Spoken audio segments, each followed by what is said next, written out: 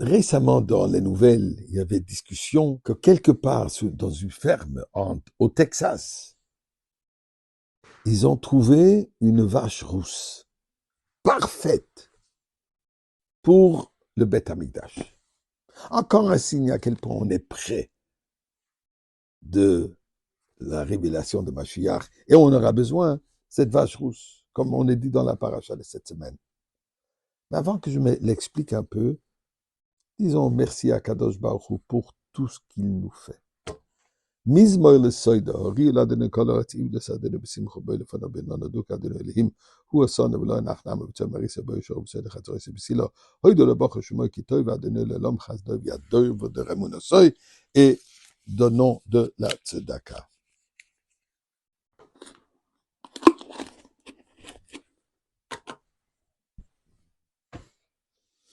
Alors hier, Shabbat Amincha, on a commencé à lire la parashat Rukad, et comme on dit, by the way, en passant, cette semaine, nous aurons deux parashat Rukad et Balak, et là nous revenons au même cycle qu'en Eretz Israël. Eux vont dire Balak, nous allons dire les deux ensemble. Torah dit, Vaidaber Hashem el Moshe vel Aaron lemor, Dieu parle à Moshe et à Aaron, Zot Rukat HaTorah. Voici les lois de la Torah. Asher tiva Hashem, que Dieu a commandé. Et il dit, continue, qu'est-ce qu'il faut faire? V'yikro elecha paraduma, qu'ils amènent, Dieu dit à Moshe Rabbeinu, dit au peuple, qu'ils amènent à toi une vache rousse. Il rentre dans les détails, Asher en bamoum, qui a aucune plaie, une vache parfaite, excellente santé, qui n'a jamais porté un fardeau, et il rentre dans tous les détails, qu'est-ce qu'il faut faire avec, etc. Je ne vais pas en parler maintenant. Si Chas Vesholom, on sera encore en galoute, on en parlera. Sinon, on aura la vache rousse. Dans le Beth Amikdash, on a besoin de cette vache rousse. Alors donc, la nouvelle dit qu'il y a une vache qui est déjà prête. Parfait. Mais il nous dit ici quelque chose de bizarre. Zot Chukat HaTorah.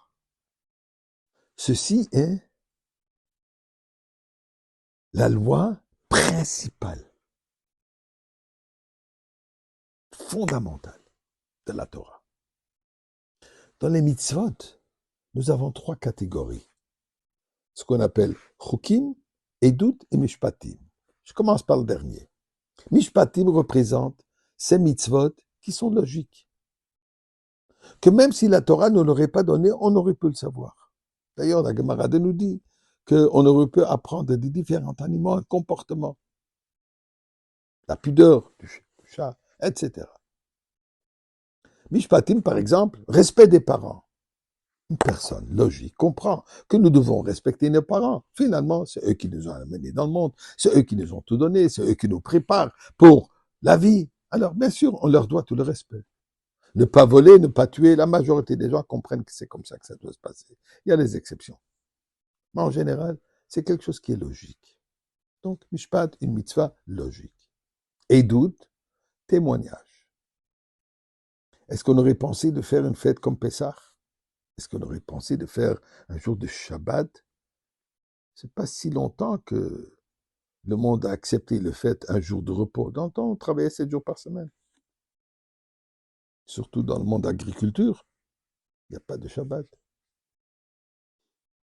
Mais Dieu nous dit, observez le Shabbat, qui est un témoignage à la création du monde, que Dieu a créé le monde pendant 7 jours, 6 jours, et le 7e jour, il s'est reposé. Toutes les fêtes, on fait Pessah. Pourquoi? Pour commémorer la fête qu'on est sorti d'Égypte. Donc, ceci est des témoignages à un certain événement, et ça devient logique, c'est compréhensible. Mais ensuite, il y a des mitzvot qui ne sont pas compréhensibles du tout. Par exemple, Shatnez, ne pas porter un vêtement qui a un mélange de lin et de la laine. Les lois de pureté et impureté. On rentre dans un endroit où il y a un enterrement, un cadavre, on est impur. On va s'immerser dans un bain particulier, un mikveh, on devient pur. C'est quoi la logique? D'ailleurs, Shlomo Ameler dit sur la mitzvah de Shatnez, no capiche, je ne comprends pas. nous dit la Torah.